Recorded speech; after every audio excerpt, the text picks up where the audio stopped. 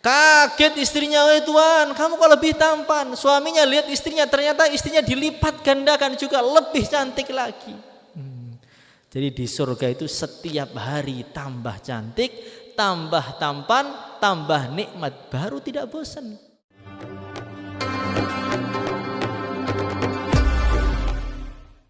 Assalamualaikum warahmatullahi wabarakatuh.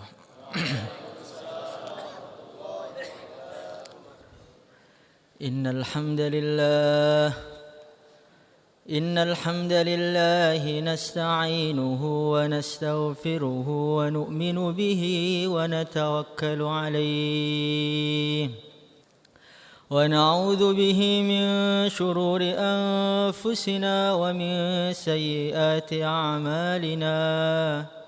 من يهده الله فلا مضل له ومن يضلله فلا هادي له أشهد أن لا إله إلا الله وحده لا شريك له وأشهد أن سيدنا ومولانا وحبيبنا محمدا عبده ورسوله اللهم صل وسلم وبارك على سيدنا محمد وعلى آله وأصحابه والتابعين لهم بإحسان إلى يوم الدين أما بعد فقد قال الله تعالى في كتابه الكريم قل بفضل الله وبرحمته فبذلك فليفرحوا هو خير مما يجمعون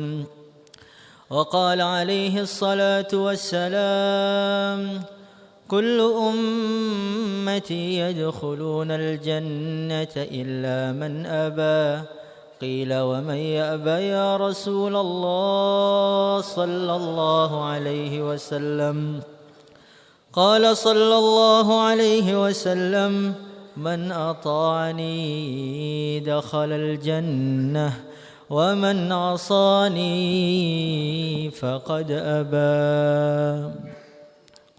Para hadirin yang dimuliakan oleh Allah Subhanahu wa taala. Ketika iblis laknatullah alaih diusir dari surga,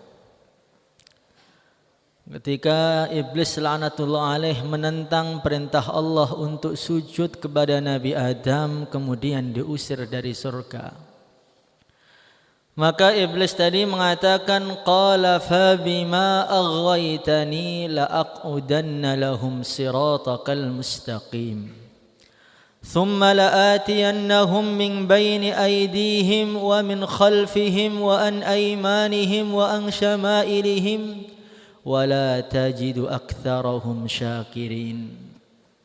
Iblis mengatakan, ya Allah, sebab engkau menyesatkanku. Qala fabima aghwaytani, ya Allah, sebab engkau menyesatkanku. Jadi iblis itu makhluk yang paling buruk di dunia.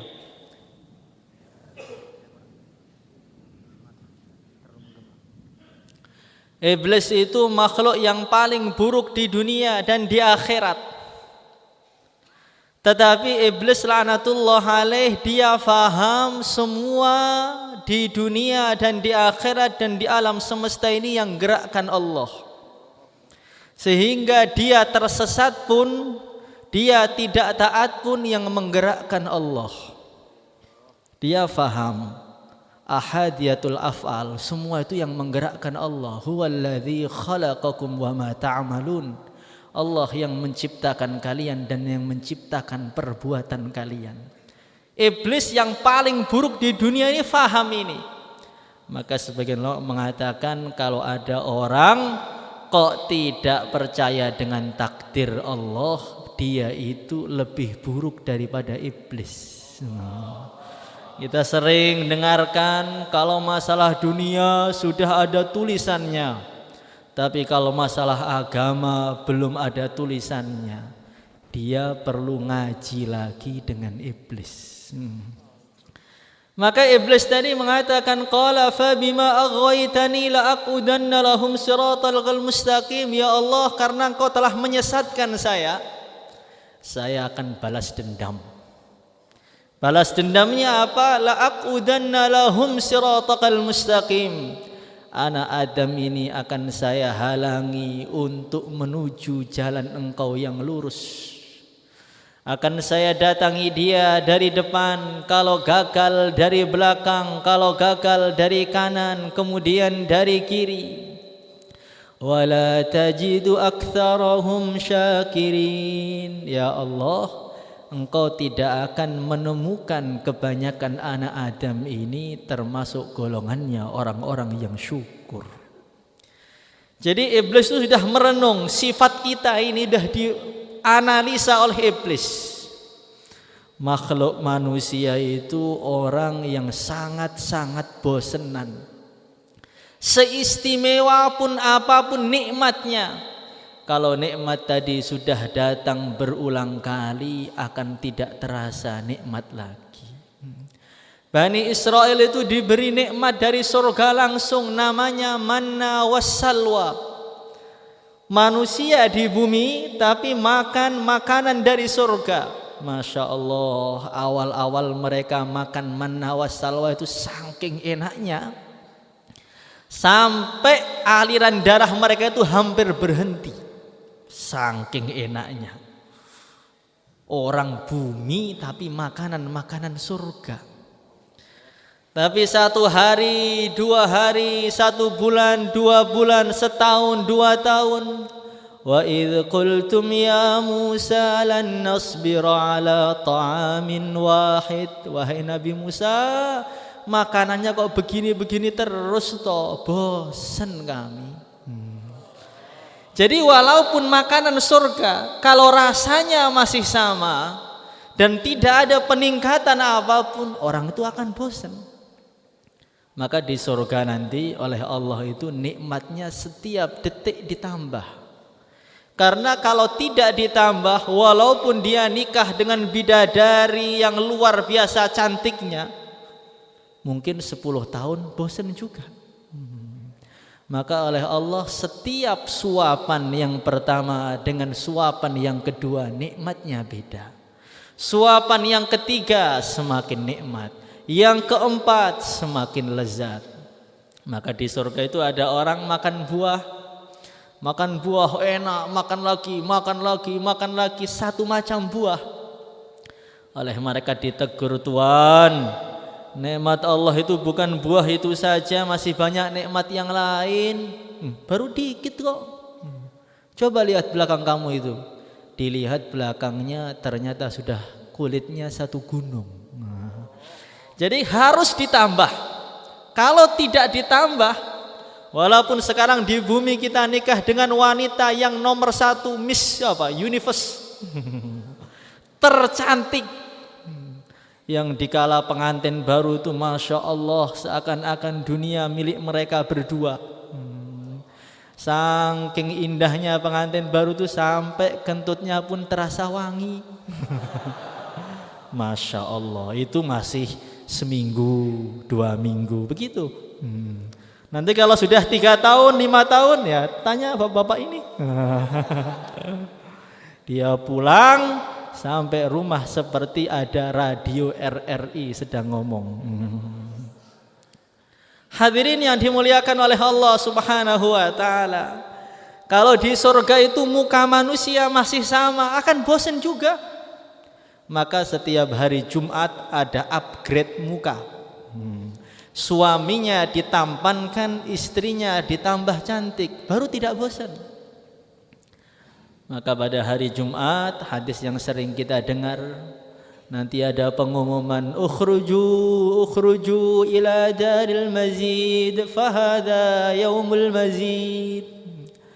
Tengah-tengah orang itu sedang nikmat-nikmatnya di surga, makan dan minum dengan istrinya, itu ada yang jauh lah.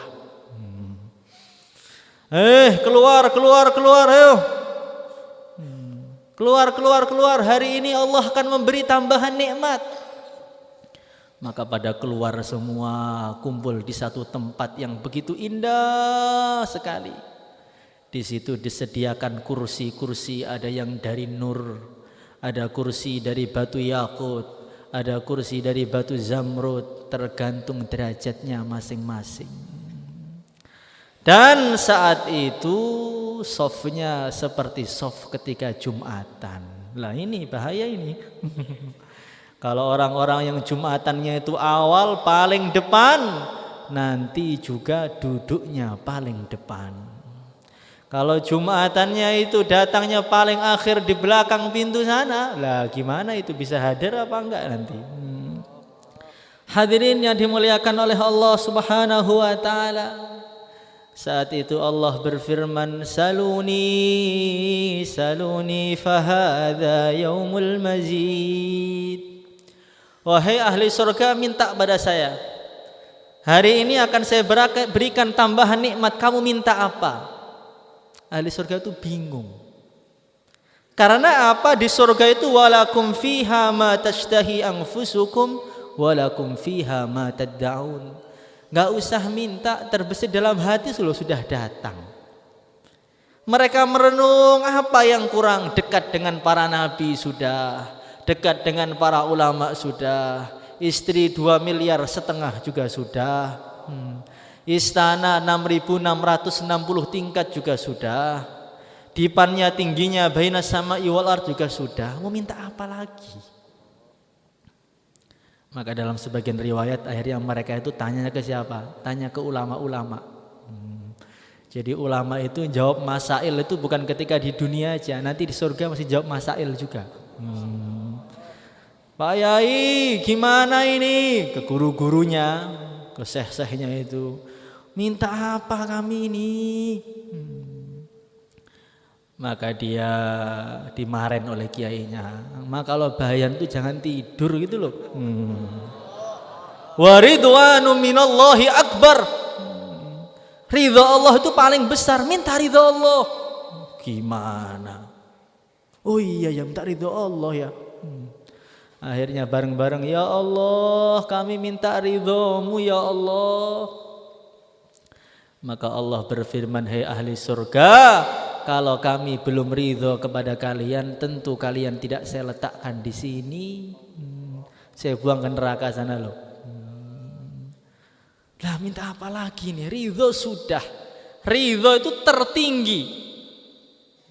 Wa ridwanu minallahi akbar, tertinggi sudah. Nikmat yang tertinggi telah dia dapatkan. Minta apa lagi? Sowan lagi dengan para ulama. Minta apa Tuhan? Minta bisa melihat zatnya Allah. Kita sekarang loh ngelihat makhluk-makhluknya Allah saja, yang indah-indah itu loh. Itu sekali ngelihat aja kadang-kadang untuk menghapusnya itu butuh waktu tahunan. Masih teringat, oh ada fulanah yang di pinggir jalan 15 tahun yang lalu itu masih ingat. Itu makhluk Allah yang biasa padahal. Bagaimana kalau melihat yang menciptakan yang indah itu?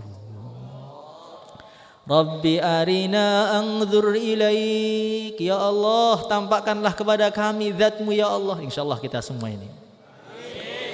Maka ketika itu Allah menampakkan zatnya bila hijabin, bila kaifin wala mithal. Saking nikmatnya itu dapat nur, tubuhnya itu berubah tuh menjadi nur, cahaya, sampai satu dengan yang lain tuh nggak bisa ngelihat. Mukanya sudah nggak kelihatan, badannya nggak kelihatan, tangannya nggak kelihatan, saking nikmatnya. Semua nikmat surga itu hilang seakan-akan nggak nikmat. Masya Allah.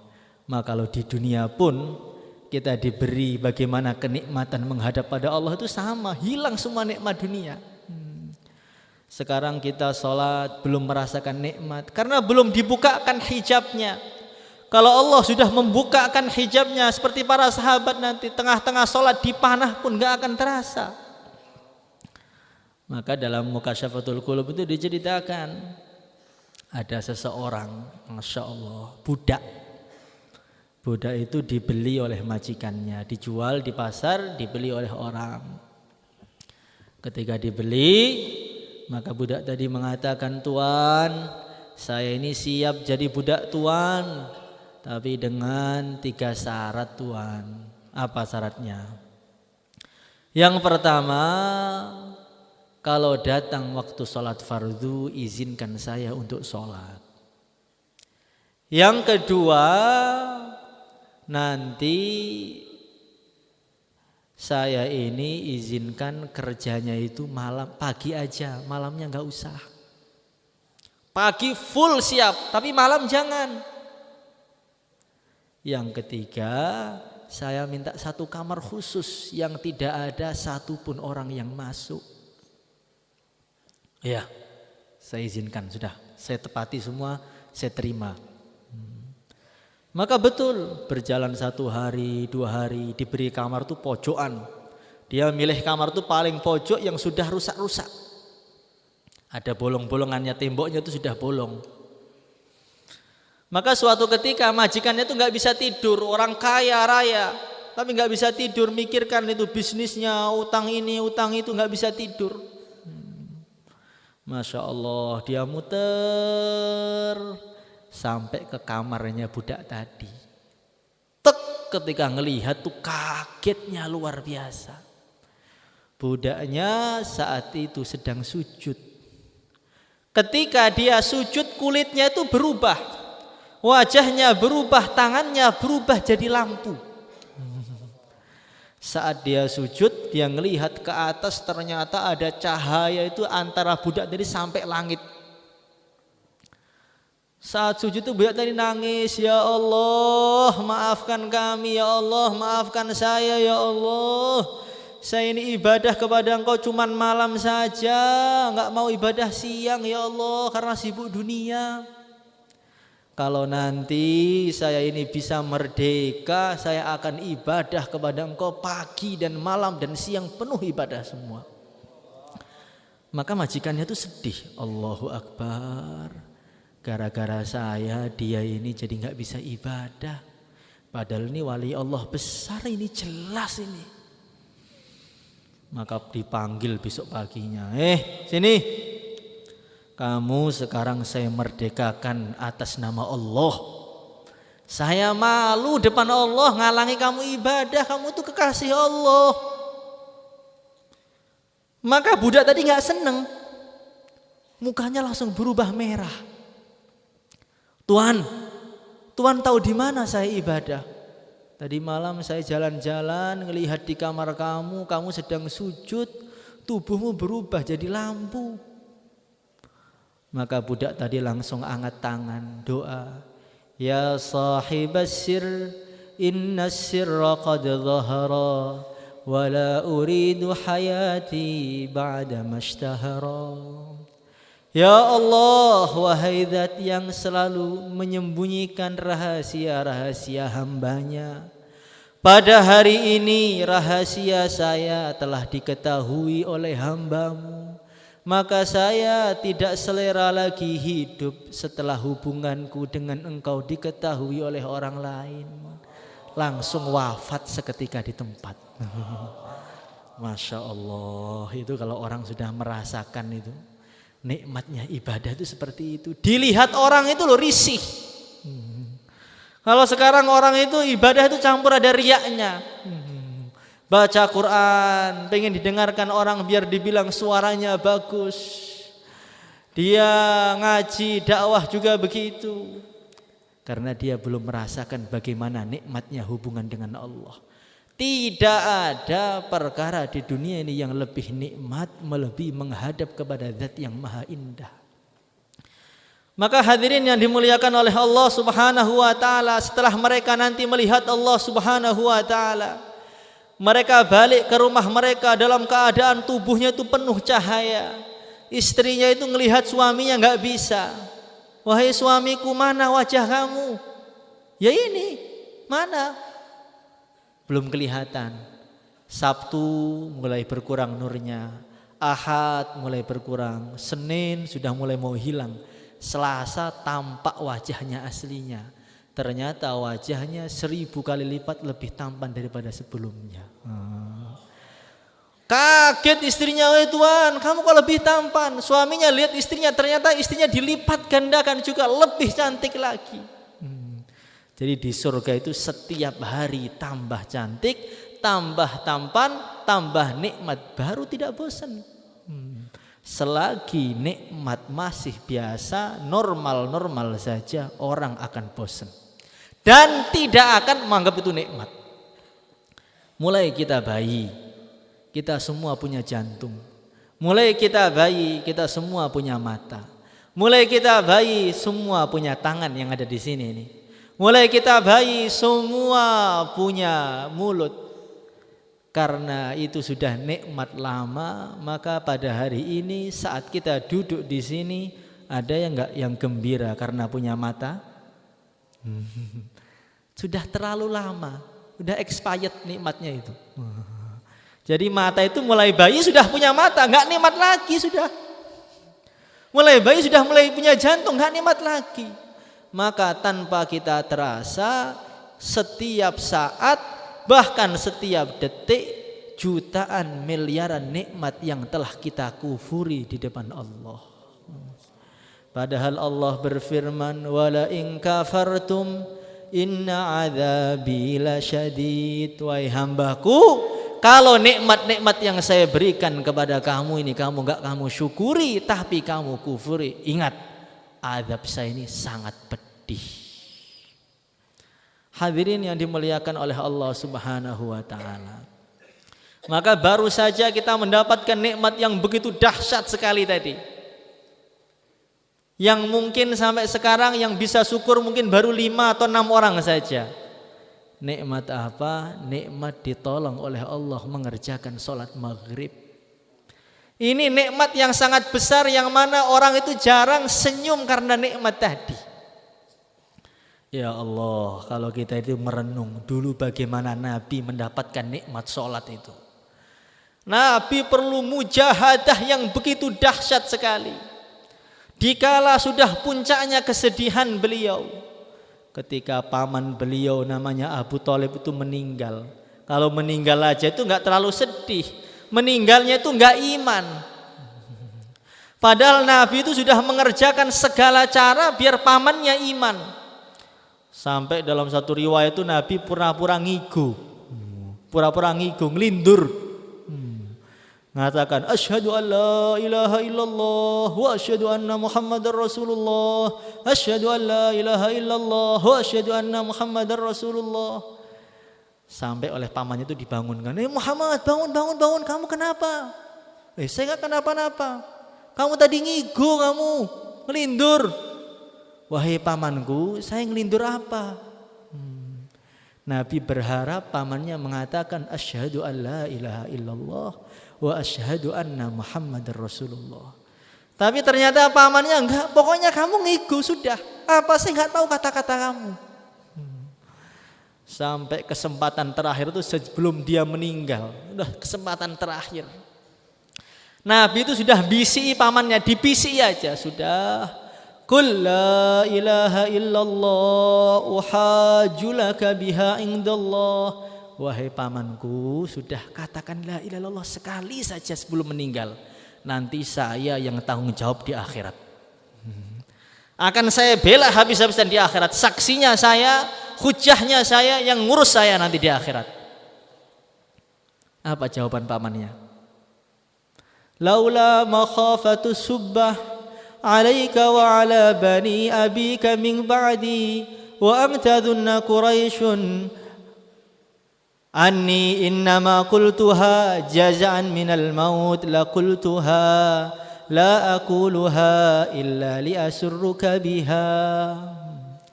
Terakhir, ini sudah mau lepas nyawanya ini. Dia mengatakan, wahai Muhammad, saya itu pengen menyenangkan kamu itu. Saya pengen menyenangkan kamu. Seumpama saya enggak takut orang-orang itu nyaci maki saya. Oh, Abu Thalib itu ternyata ragu dengan agamanya. Buktinya sebelum meninggal dia pindah agama, takut masuk neraka dia ternyata. Kalau bukan karena takut dicaci, tentu tidak ada orang yang pengen saya gembirakan melebihi kamu, wahai Muhammad. Tetapi dia tidak mau, tetap tidak mau syahadat. Hadirin yang dimuliakan oleh Allah Subhanahu wa taala. Maka Nabi itu sedihnya luar biasa lihat Abu Thalib itu. Orang yang hari-hari lihat mukjizat. Abu Thalib itu hari-hari lihat mukjizat Nabi. Ngelihat itu bulan dibelah jadi 2. Hari-hari ngelihat mukjizat Nabi, ngelihat ketampanan Nabi, melihat keistimewaan Nabi, dan dia sangat yakin betul Nabi Muhammad itu betul. Tetapi ketika tidak ditolong oleh Allah untuk dapat hidayah, tidak dapat hidayah juga. Maka di sini juga sama ini. Orang duduk dalam satu majelis, dibangunkan temannya, kalau nggak dapat hidayah nggak bakal melek. Dari Allah loh, yang bikin melek itu loh Allah. Kalau Allah menghendaki tidur, mana bisa dia melek? Kalau Allah menghendaki melek, mana bisa dia tidur? Hadirin yang dimuliakan oleh Allah Subhanahu wa taala, maka Nabi sedih. Kenapa Nabi sedih? Betul, karena Nabi itu tahu bagaimana pedihnya neraka. Kalau kita dakwah, kemudian orang-orang enggak mau nerima, nanti awalnya kita sabar, lama-lama kita syukurkan itu. Lihat aja nanti di neraka biar kapok kamu. Karena kita belum tahu bagaimana neraka itu seperti apa. Dan sayangnya kepada umat itu kurang, maka sering mengkapokkan umat. Biar dirasakan sendiri itu. Bagaimana berantem dengan malaikat Malik itu. Masya Allah, Rasulullah itu melihat neraka dengan jelas, melihat siksa neraka dengan jelas. Maka ketika pamannya itu tercabut nyawanya dalam keadaan tidak iman, beliau tahu betul ini akan tersiksa habis-habisan. Di puncak kesedihan, tiba-tiba kekasih beliau, istri beliau Sayyidah Khadijah juga meninggal.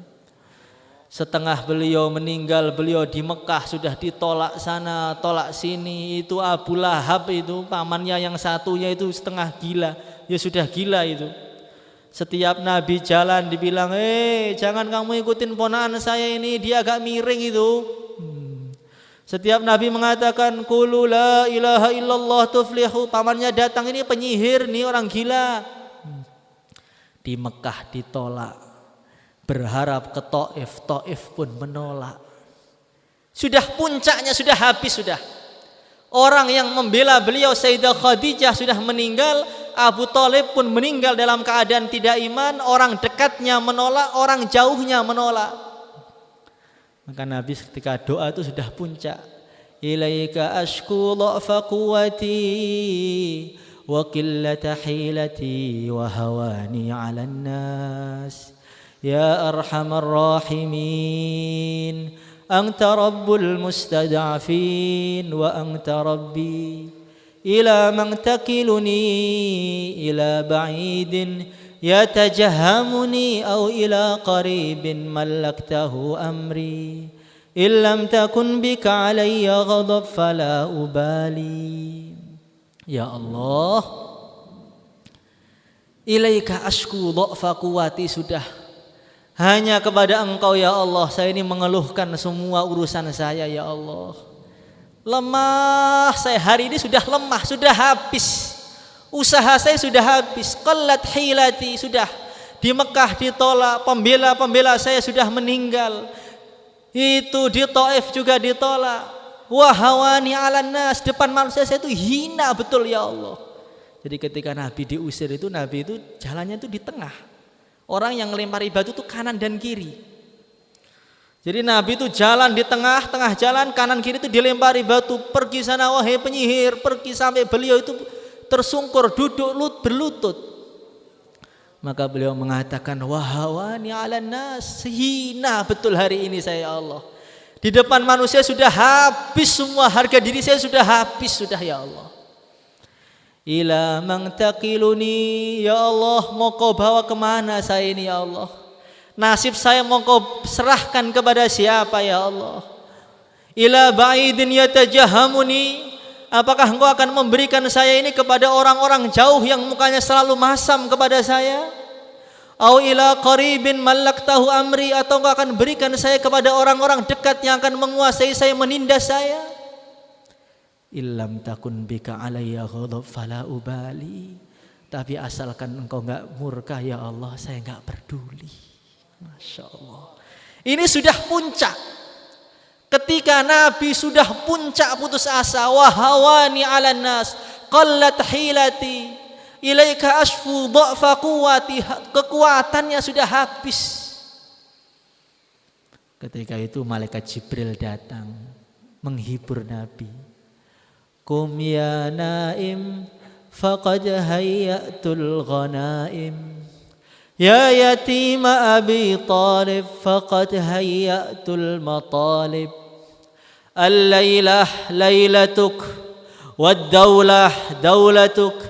Anta syamsul ma'arif wa badrul lataif wa malja'un likulli khaif.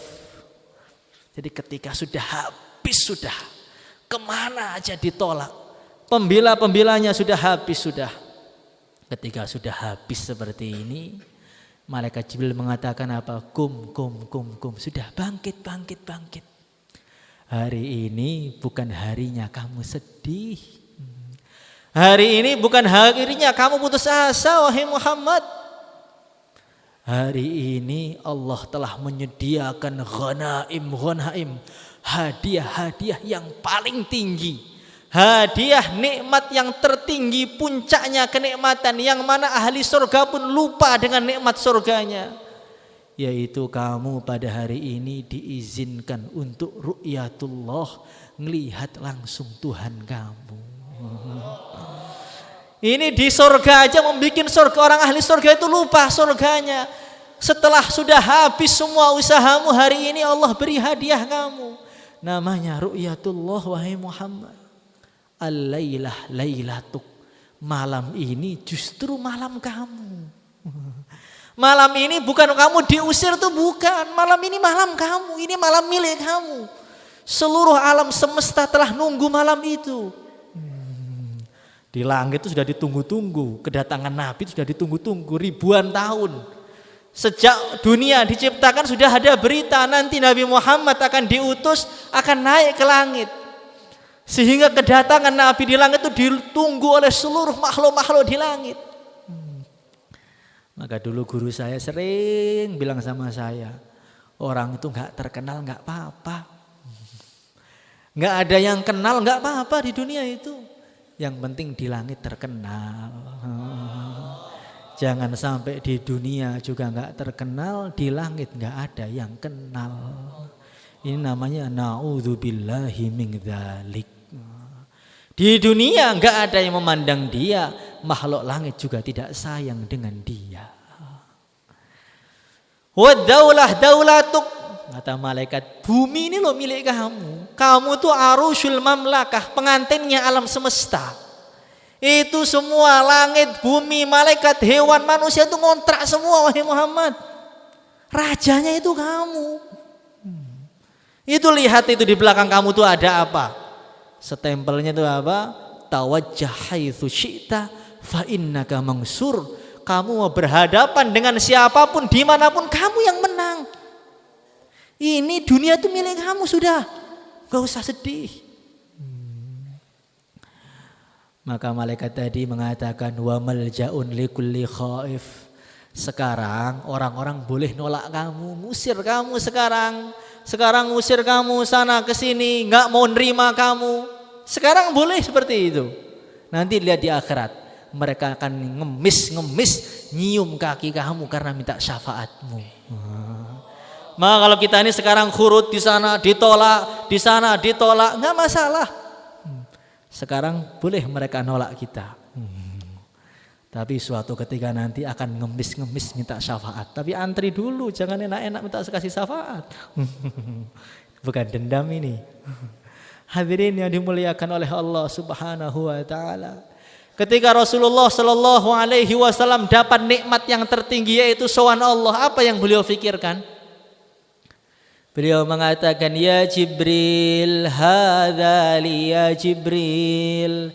Fama li ayali, fama li atfali, fama li ummati. Ya Jibril, ini kan malam saya. Malam yang saya diberi nikmat yang tidak bisa disaingi oleh apapun. Hari yang termulia, saya bisa ketemu Allah langsung. Yang dapat nikmatkan saya. Lah terus sahabat saya dapat apa? Terus keluarga saya dapat apa? Terus umat saya dapat apa? Terus orang-orang Temboro itu dapat apa? Orang itu kalau cinta itu begitu. Ketika dia gembira, dia pengen orang yang dicintai ikut gembira. Tapi kalau dia sedang sedih, dia tidak ingin orang yang dicintai ikut sedih. Itu namanya cinta. Kita bilang pada hari ini, saya ini pecinta Nabi, pembela Islam. Saya ini adalah pembela Rasulullah, muhibbin sallallahu alaihi wasallam. Sekarang ketika kita sedang gembira, ingat Nabi apa enggak? Nabi sekarang gembira apa sedih? Itu sebenarnya bukan cinta, tapi terenyuh. Antara cinta dengan terenyuh itu beda. Kalau orang terenyuh itu melihat ada kisah yang mengerikan, takut, kemudian nangis, terenyuh, itu bukan cinta. Dekat cinta neraka, takut, nangis. Dekat cinta Rasulullah, nangis. Itu bukan cinta, itu terenyuh. Kalau cinta itu akan terbayang-bayang terus Nabi dalam kehidupan dia. Maka Nabi ketika mendapatkan nikmat terbesar ru'yatullah, ingat kita, itu Nabi cinta dengan kita namanya. Maka malaikat Jibril menjawab, wala saufa yu'tika rabbuka fatardha. Wahai Muhammad, gak usah kamu khawatir untuk masalah umatmu. Apapun yang kamu minta, berapapun, gimana pun Allah akan memberi kamu, sampai kamu puas, sampai kamu ridho, sampai kamu rela, minta apapun dikasih. Kita Nabi bilang apa? Nabi bilang, ya Jibril, idzan la ardo anna ahadam min ummati yadkhulun nar. Kalau memang seperti itu wahai Jibril, demi Allah saya tidak akan ridho kalau masih ada umatku yang Islam dimasukkan dalam neraka. Masya Allah, itu cintanya Nabi. Maka betul, nanti Nabi itu nyafaati, syafaat lagi, sampai beliau mengatakan, inni la ashfa'u yaumal qiyamah li akthara mimma ala wajhil ardi min hajarin wa madar. Saking banyaknya syafaatku pada hari kiamat, hingga jumlah syafaatku lebih banyak daripada jumlah batu-batu di atas muka bumi. Itu namanya Nabi itu cintanya dengan kita luar biasa. Maka di akhirat nanti banyak orang itu malu. Malunya apa? Malunya ternyata Nabi itu sangat perhatian dengan dia, sedangkan dia tidak perhatian dengan Nabi. Nabi itu sangat perhatian dengan umatnya. Di sirat itu ditunggu di depan sirat. Pemandangan yang paling menyenangkan saat orang menyeberangi sirat itu melihat wajah Nabi. Seumpama Nabi itu gak nunggu di sirat, tentu umatnya itu akan terguling semua masuk neraka. Sudah di asma ditunggu oleh Nabi depan sirat sana. Nabi doa, ya Rabbi salim salim, ya Rabbi salim salim, sehingga orang itu semangat jalan, pengen jumpa dengan Rasulullah sallallahu alaihi wasallam itu. Dengan susah payah kanan kiri kesobek badannya karena pengen melihat wajahnya Nabi. Itu sayangnya Nabi dengan kita itu seperti itu. Maka sekarang ini kita ini sering dengar kami pecinta Nabi, harus dibuktikan, cintanya itu dibuktikan. Maka saya ingat sekali, yang sering saya bayangkan juga itu, ketika pertemuan di Banyuwangi sana, Haul Habaib, yang bayan itu 10 orang, ulama-ulama besar, tokoh-tokoh agama. Semua bayan dengan begitu indahnya itu, undangannya kurang lebih 10.000. Ramenya luar biasa. Maka terakhir guru kita almarhum Kiai Haji Uzzaran itu bayan. Saat beliau bayan itu langsung nangis beliau. Beliau mengatakan, saya melihat wajahnya orang-orang di sini itu gembira semua. Sohibul baitnya gembira, undangannya gembira, sampai tukang parkirnya gembira. Tapi pada hari ini saya berpikir kira-kira Nabi itu sedang gembira apa sedang sedih. Saya ngelihat masjid-masjid pada hari ini sedang kosong dan itu dilaporkan Nabi. Nabi kira-kira gembira apa sedih. Itu namanya orang yang cinta dengan Nabi itu begitu. Ketika melihat satu kesedihan ingat kekasihnya. Ketika dia gembira ingat kekasihnya. Kekasihku sedang gembira apa enggak? Maka Sayyidina Abu Bakar As-Siddiq radhiyallahu taala anhu ketika beliau Fathu Makkah, ayah beliau masuk Islam, maka beliau gembira, tengah-tengah gembira berubah jadi nangis. Maka Rasulullah SAW bertanya, wahai Abu Bakar, tadi kamu tersenyum, gembira, kenapa sekarang tiba-tiba nangis? Maka Sayyidina Abu Bakar mengatakan, tadi saya gembira ya Rasulullah SAW. Kemudian saya lihat wajah engkau. Ketika saya melihat wajah engkau, saya teringat Abu Thalib. Bagaimana seumpama yang masuk Islam itu Abu Thalib, wajah engkau gembiranya kayak apa ya? Saya itu gembira bukan saya mendapatkan kegembiraan. Saya gembira itu kalau melihat wajah engkau gembira. Itu namanya orang cinta itu seperti itu. Maka hadirin yang dimuliakan oleh Allah Subhanahu wa taala. Ini sekarang agama itu sedang banyak yang merosot. Bukan merosot, bukan. Banyak yang merosot. Orang-orang pada hari ini tidak lagi cinta dengan agama. Tidak lagi tertarik dengan hadis-hadis Nabi itu enggak tertarik. Semua orang berbondong-bondong ke sekolahan, belajar ilmu-ilmu matematika. Bagus juga. Tapi mereka sudah tidak mau lagi belajar ilmu Nabinya. Kira-kira ilmunya Nabi enggak dipelajari itu Nabi senyum atau sedih? Pada hari ini kalau orang datang itu ke konser-konser sampai jam 12 malam hujan-hujan itu berani berangkat. Teriak-teriak di konser-konser itu. Tapi kalau orang pada hari ini dengarkan taklim baru dimulai taklim langsung tidur. Itu kira-kira Nabi gembira atau sedih? Orang pada hari ini tidak terlalu tertarik itu dengan tawaran-tawaran agama itu tidak tertarik. Diceritakan surga itu ya biasa aja. Ditakut-takuti neraka ya biasa aja. Diceritakan surga itu begini begitu. Iya. Semoga dapat surga. Amin. Habis itu enggak amal. Maka malaikat-malaikat di langit itu pada aneh dengan manusia. Manusia itu mentalnya itu baja betul. Di atasnya ada pembangunan surga besar-besaran, enggak tertarik. Di bawahnya ada neraka dibakar habis-habisan ribuan tahun, enggak takut. Jadi ada surga itu dihias, bidadari sudah nunggu, bisa ngantuk dia. Masya Allah. Luar biasa betul. Maka pada hari ini kita itu tidak usah banyak berbicara, tapi banyak gerak. Bagaimana kita ini setiap perbuatan kita membuat Nabi tersenyum. Jadi kalau orang itu ngerasa dilihat Rasulullah itu malu, mau main HP itu malu. Mau main game dia ngerasa, aduh ini game itu dilaporkan Nabi, kira-kira Nabi seneng gak saya main game? Gak jadilah. Mau gunjing orang habis bayar nanti, gunjing orang dilaporkan Nabi, kira-kira Nabi seneng gak? Gak jadi. Maka dulu Kiai bilang sama saya itu, kalau kamu sholat, rasakan di kanan kamu itu ada Rasulullah sallallahu alaihi wasallam. Di kiri kamu tuh ada malaikat Jibril. Di belakang kamu ada malaikat Israel. Di atas kamu ada surga, di bawah kamu ada neraka. Kira-kira bisa enggak tawajuh apa enggak? Jadi kita ini sholat sekarang masih ngelamun itu karena tidak merasa dilihat apa-apa, tidak merasa melihat apa-apa. Maka dari majelis yang mulia ini, maka bagaimana majelis kita ini majelis yang menggembirakan Nabi. Insya Allah kita sampaikan agama.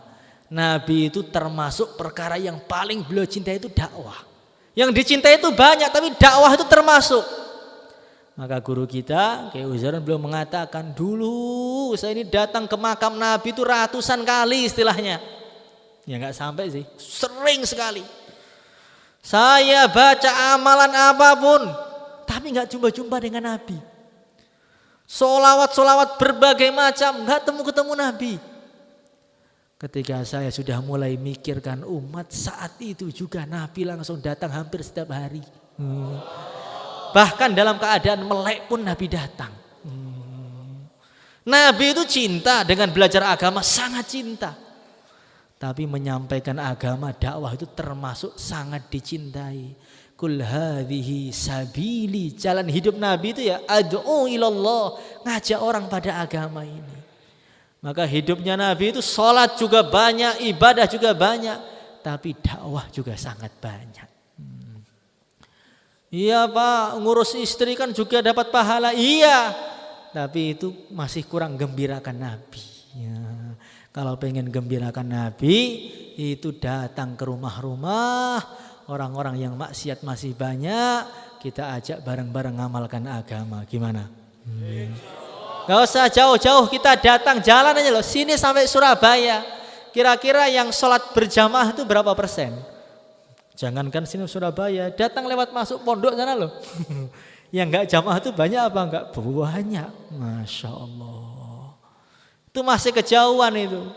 Kita sekarang itu kalau keluar dari Temboro, duduk di Maspati itu loh. Duduk aja, itu bisa dapat dosa gratis. Duduk lihat sana, gratis lagi, Masya Allah. Maka pada hari ini orang kok bisa tenang-tenang duduk saja dingin-dingin bersama istrinya. Itu memang orang yang sangat tega dengan umat. Apalagi dia bisa nonton orang maksiat sambil ngopi. Dia ngopi di alun-alun, ada orang pacaran, dia ngopi terus. Masya Allah. Itu seperti ngelihat orang disembelih, dia senyum. Terus sembelih ya, Masya Allah, silahkan. Dikulit pelan-pelan, dikuliti, ya, congkel matanya, ambil jantungnya. Itu belum ada apa-apanya. Dibanding orang ngopi, ngerumpi sambil ngelihat orang maksiat dan dinikmati lagi. Wow, Masya Allah itu kayak gitar Spanyol itu. Wow. Masya Allah, ini namanya orang yang paling kejam. Ngelihat orang berbondong-bondong ke neraka ini per hari ini. Banyak orang itu masuk neraka. Itu kita datang ke rumah sakit yang kena corona itu. Yang enggak Islam itu Masya Allah ratusan bahkan ribuan hari-hari berangkat ke neraka bila hisabin, tanpa hisab langsung dikirim ke neraka. Kita nonton Masya Allah orang-orang yang enggak iman sambil kita tonton bola itu, yang banyak enggak iman itu ditonton dinikmati, gol terus. Masya Allah, kejamnya luar biasa. Bahkan orang sekarang itu bisa nonton orang-orang kafir di HP itu sambil di rumah itu. Jadi kemaksiatan itu bukan dia risaukan, tapi dinikmati. Hiburannya itu ngelihat orang yang gak sholat, itu hiburan. Jadi kenikmatan dia itu ngelihat orang akan disiksa. Masya Allah. Kalau dipikir-pikir itu kejamnya luar biasa itu. Maka kalau ditaskil kok duduk itu kejam betul itu. Di sana itu loh Masya Allah yang buka aurat tuh banyak. Kok gak mau dakwah duduk, nanti pulang langsung istrikaf itu gimana itu? Itu namanya orang kejam tapi lembut. Kayak nyembelih orang sambil senyum. Bismillahirrahmanirrahim. Baring dulu Pak ya, disembelih pelan-pelan. Itu contoh orang ketika ditaskil tapi duduk campur ngantuk. Gimana ini? Siap? Ini mau Ramadan ini. Tahun kemarin itu yang duduk di sini waktu Sa'ban seperti ini banyak yang nggak sampai Ramadan sekarang loh. Ayo. Tahun ini yakin, saya sudah yakin jelas itu. Yang duduk di sini banyak nggak sampai Ramadan tahun depan. Gimana ayo? Takut apa enggak? Jadi manusia itu punya kelebihan yang luar biasa. Kelebihannya apa? Ketika mendengar berita ada orang meninggal, itu seakan-akan meninggal itu untuk orang lain. Ini ada orang mati Pak. Siapa? Oh tetangga. Siapa lagi mati? Saudara Pak. Oh saudara toh, saudara. Oh siapa? Oh bapak. Jadi yang mati itu hanya orang, 1, 2, kanan, kiri. Oh itu kasihan ya mati. Kamu lo mau mati juga, kok gak kasihan dengan dirimu? Maka hadirin yang dimuliakan oleh Allah Subhanahu wa taala, kita doa semua balighna Ramadan. Biar sampai Ramadan juga, tapi kita harus ada amal, jangan sampai enggak ada peningkatan. Maka pada hari ini kita akan mengadakan taskil gantung. Ayo, siapa yang siap 4 bulan 40 hari, berapa hari saja silahkan berdiri. Insyaallah, kum. Lah. Bilang pada sampingnya yang duduk, Pak, sampean kejam, Pak. Ayo. Ayo, monggo. Mari. Yang sudah tutup jalan, yang akan kirim ke Rusia, mau yang kirim. Oh, ke Rusia mau perang sana. Ini Pak Ainul ini jos betul ini. Gak ke Ukraina aja. Hadirin ayo, silakan berdiri.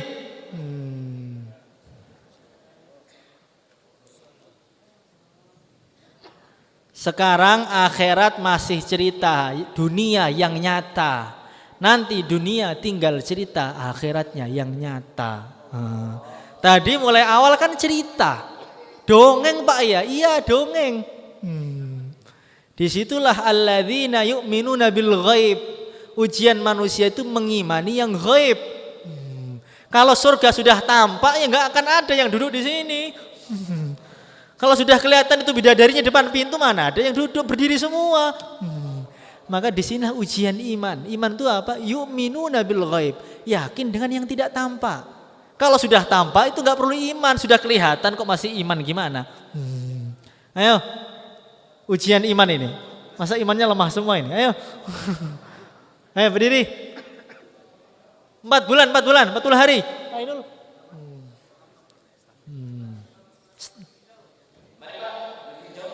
Oh, jauh terus ini, ayo.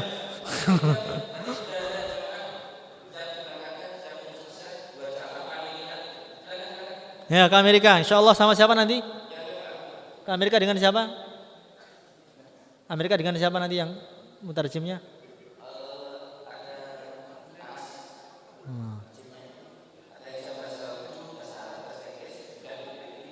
Ayo, tinggal ke Amerika, Amerika dekat, ayo, insya Allah.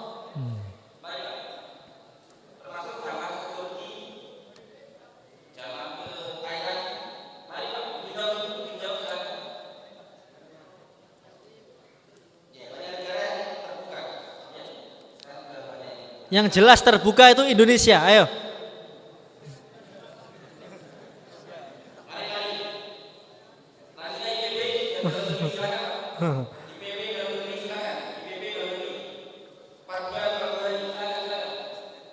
IPB dalam negeri, ayo.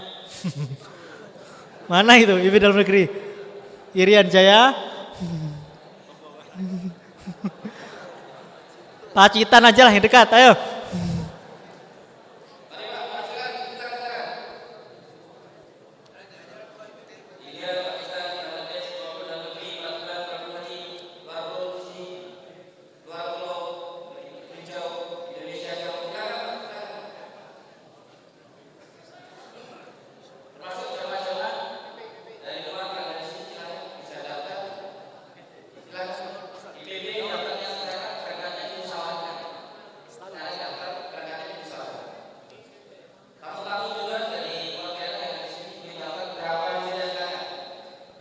Ayo monggo berdiri.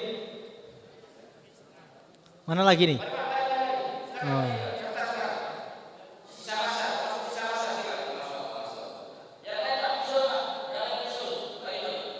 Orang-orang luar pulau pada khurut nih, masa orang Magetan nggak mau nih gimana ini? Oh. Malu apa nggak kira-kira nanti? Oh. Padahal katanya ini Masya Allah Temboro Madinah. Madinah mana? Ayo. Saya pernah dengar orang Arab itu bilang ketika ada di Arab sana, ketika diundang Kiai Ubaidillah itu diundang ke tempat orang-orang Arab, maka mimbar walahnya itu bilangnya bagaimana? Ini ada ulama dari satu kampung namanya Kampung Temboro. Kampung Temboro itu kampung yang sama dengan Madinah pada zaman Nabi. Kalian orang-orang Mekah sini kan tahu Mekah Madinah itu zaman sekarang. Kalau Temboro itu Madinah yang fi ahdi Rasulillah zaman Nabi. Saya dengar itu pengen muntah, takut dosa. Ayo, Masya Allah sudah di husnudhoni itu luar biasa. Itu di Temboro itu nggak ada TV, itu nggak ada. Kata dia, itu jelas bohongnya itu. Orang-orang itu sibuk semua tapi ke masjid semua. Saya bisa memahami itu dari mana kata dia. Itu setiap salam pada keluar semua mereka. Saking sibuknya itu masih disempatkan ke masjid, salam langsung ke kerja lagi. Itu orang-orang sibuk pun masih datang ke masjid.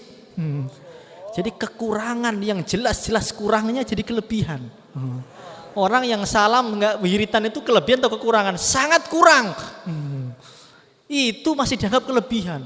Dianggap orang-orang sibuk yang menyempatkan dirinya untuk sholat. Masya Allah. Itu husnudon yang luar biasa. Di sana itu sholat subuh itu seperti sholat maghrib penuh. Bisa 5 kali, 6 kali ganti-ganti. Kalau ini bohong jelas ini. Saya dengar tuh Masya Allah. Jadi sudah husnudonnya itu sudah sampai ke negeri Arab orang-orang Saudi. Masa orang Magetannya tuan rumahnya kalah ini gimana ini? Ayo, kum. Berdiri.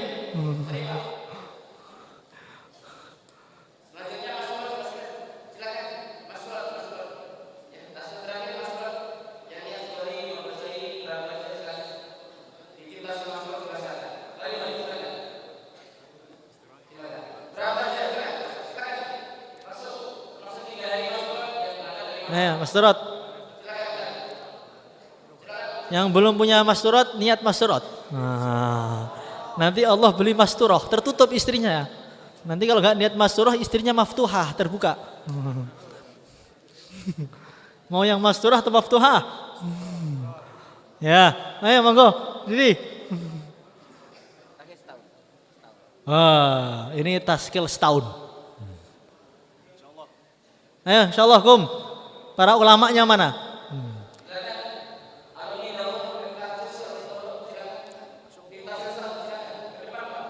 Mana? Alumni daurah mana? Oh, ini ulama besar ini. Badannya besar, Masya Allah. Mungkin itu saya sampaikan, kurang lebihnya minta maaf. Assalamualaikum warahmatullahi wabarakatuh.